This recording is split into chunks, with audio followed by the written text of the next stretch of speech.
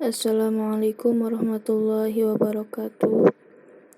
Di sini kami kelompok 1 akan mempresentasikan mengenai pemanfaatan aplikasi perkantoran dan kolaborasi.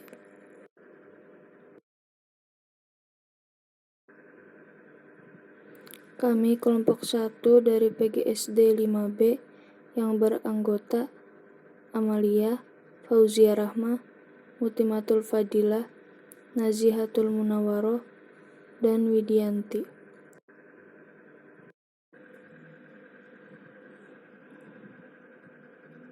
Pengertian aplikasi perkantoran. Aplikasi perkantoran adalah suatu sistem informasi formal dan informal, terutama yang berkaitan dengan komunikasi informasi kepada dan dari orang yang berbeda di dalam maupun di luar perusahaan. Dengan kata lain, aplikasi perkantoran merupakan sebuah rencana untuk menggabungkan teknologi tinggi melalui perbaikan proses pelaksanaan pekerjaan.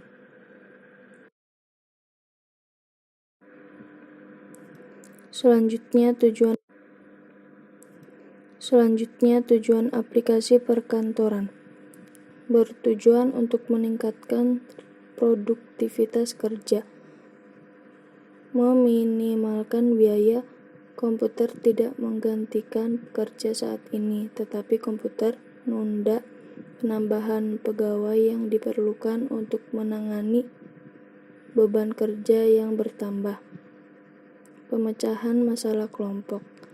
Aplikasi kantor dapat memberikan kemampuan antara manajer untuk saling melakukan komunikasi dengan lebih baik selagi mereka memecahkan masalah.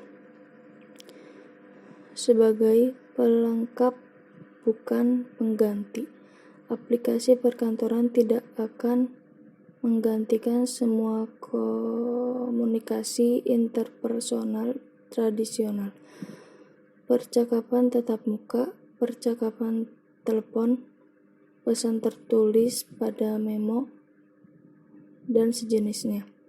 Penggabungan dan penerapan teknologi, misalnya antara telepon, komputer, jaringan internet, satelit, dan lainnya.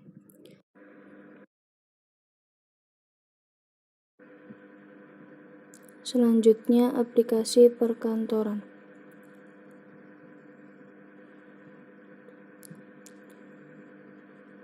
Yang pertama, aplikasi pengolahan kata. Aplikasi pengolahan kata word processing adalah penggunaan peralatan elektronik yang otomatis dapat melakukan beberapa tugas sekaligus yang diperlukan untuk membuat dokumen, baik diketik dan kemudian mencetak dokumen tersebut.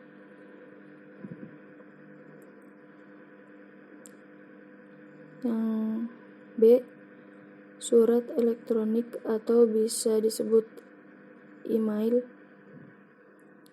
Surat elektronik atau yang sering disebut dengan email adalah pengiriman file hasil ketikan menggunakan jaringan komputer yang memungkinkan para pemakai mengirim, menyimpan, dan menerima pesan dengan menggunakan terminal komputer dan alat penyimpanan. Yang selanjutnya, voicemail.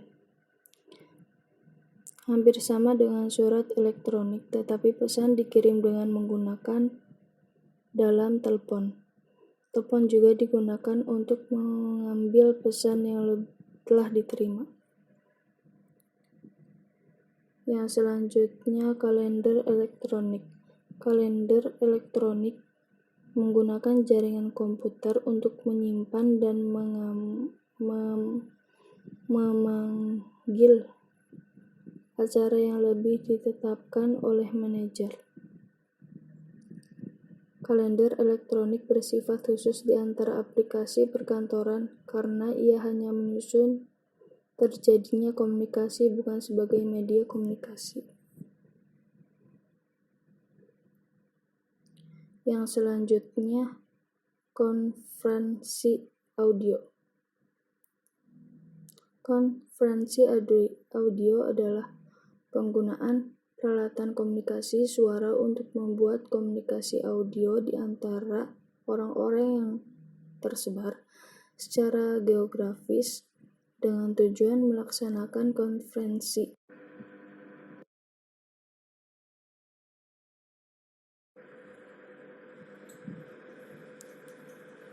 Konferensi video. Konferensi video adalah penggunaan peralatan televisi untuk menghubungkan para peserta konferensi yang tersebar secara geografis.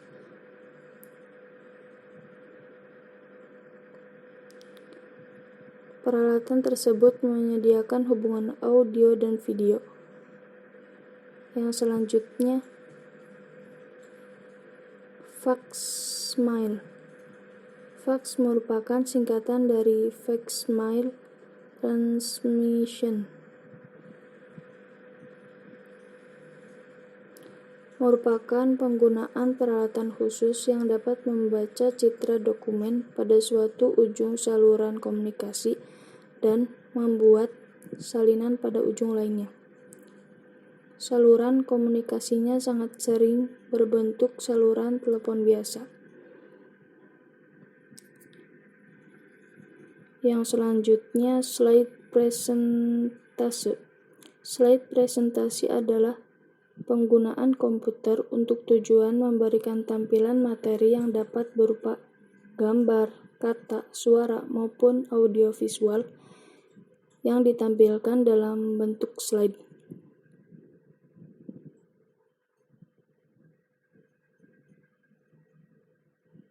Yang selanjutnya, pencitraan. Merupakan beberapa perusahaan memiliki volume dokumen yang besar sehingga mereka harus menyimpan dalam file agar informasi dapat dipanggil atau didapatkan kembali jika diperlukan. Untuk mengatasi masalah mengenai penyimpanan dan pemanggilan tampilan, maka dapat digunakan aplikasi yang dapat menyimpan dokumen fisik menjadi dokumen digital atau file dengan menggunakan scanner. Yang selanjutnya, aplikasi pengolah angka. Aplikasi pengolah angka merupakan aplikasi yang sering digunakan setelah aplikasi pengolah kata pada otomatisasi perkantoran. Aplikasi pengolah angka memudahkan akuntan dalam membuat perhitungan keuangan dengan mudah, sehingga meminimalkan kesalahan dalam perbuatan laporan keuangan.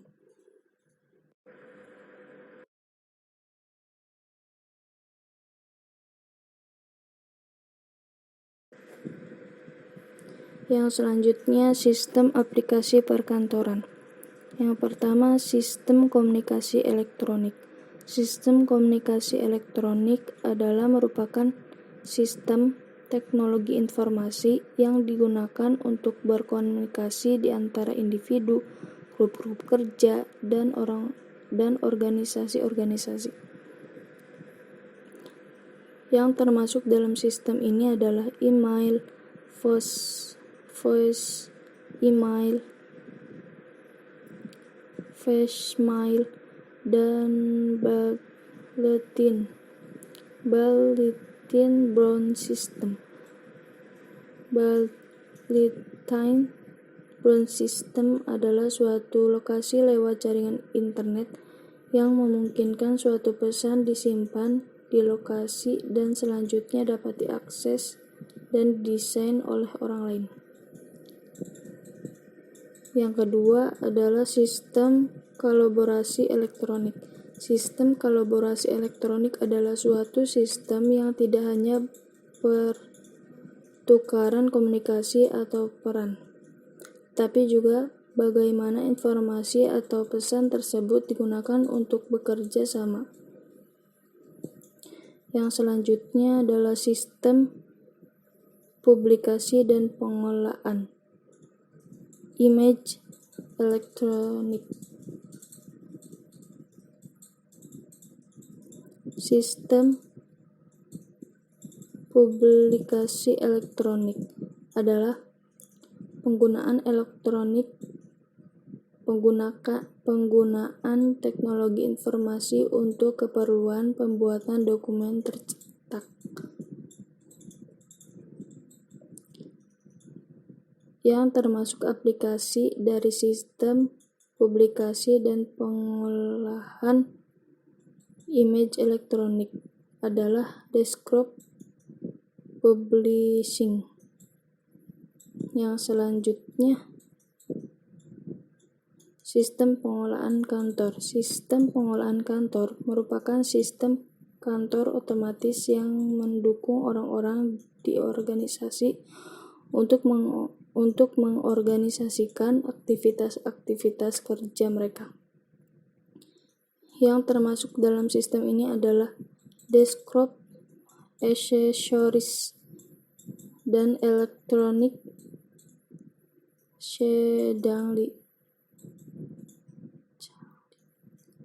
scheduling dan kalender elektronik.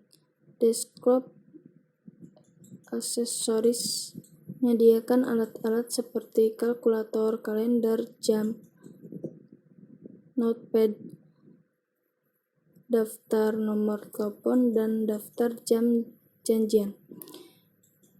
Yang selanjutnya adalah sistem elektronik formal. Sistem elektronik formal didokumentasikan dengan suatu sistem produser tertulis. Diterapkan di seluruh perusahaan untuk memenuhi kebutuhan organisasi mirip dengan SIM. Yang selanjutnya sistem elektronik informasi. Sistem elektronik informasi tidak direncanakan atau diuraikan secara tertulis. Sistem-sistem ini diterapkan saat diperlukan oleh perorangan untuk memenuhi keperluan sendiri.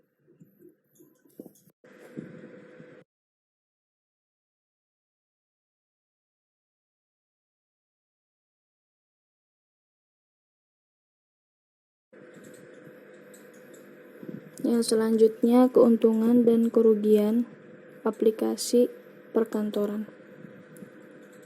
A. Keuntungan penggunaan aplikasi perkantoran. Yang pertama, meningkatkan produktivitas kerja, meningkatkan efisiensi waktu dan tenaga. Alur informasi dalam kantor menjadi semakin cepat. B. Kerugian menggunakan aplikasi perkantoran. Yang pertama, menjadi ketergantungan akan teknologi. Akan adanya penggantian kerja yang dulunya dilakukan dengan manusia, sekarang dilakukan oleh sistem. Banyaknya ahli-ahli komputer yang tidak bertanggung jawab yang bisa merugikan perusahaan seperti pencurian data rahasia.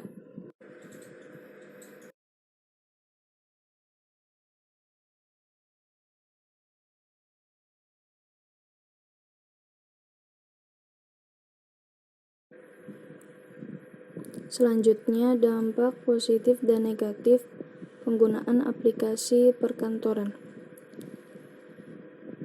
Yang pertama, dampak positifnya mendorong untuk belajar keterampilan baru. Pekerjaan-pekerjaan yang menjenuhkan dapat dialihkan ke mesin-mesin lebih mudah dan cepat dalam memperbaiki kesalahan-kesalahan. Bertambahnya kesempatan dalam bidang pemeliharaan peralatan, teknologi atau elektronik, programmer, dan rekayasa software. Kesempatan untuk memperpendek dari kerja setiap minggu, lebih sedikit pekerjaan. Dampak negatifnya cenderung karyawan menjadi machine learners, Masalah kesehatan sebagai akses dari peralatan seperti layar, printer, dan sebagainya, sehingga kontak personal karena penyampaian informasi dilakukan oleh mesin. Implikasi terdapat memberi pekerjaan, memerlukan waktu untuk perubahan dari sistem manual ke sistem elektronik, menimbulkan keresahan pada karyawan pada tahap penerapan. Tidak seluruh software yang tersedia pasti sepenuhnya memenuhi kebutuhan.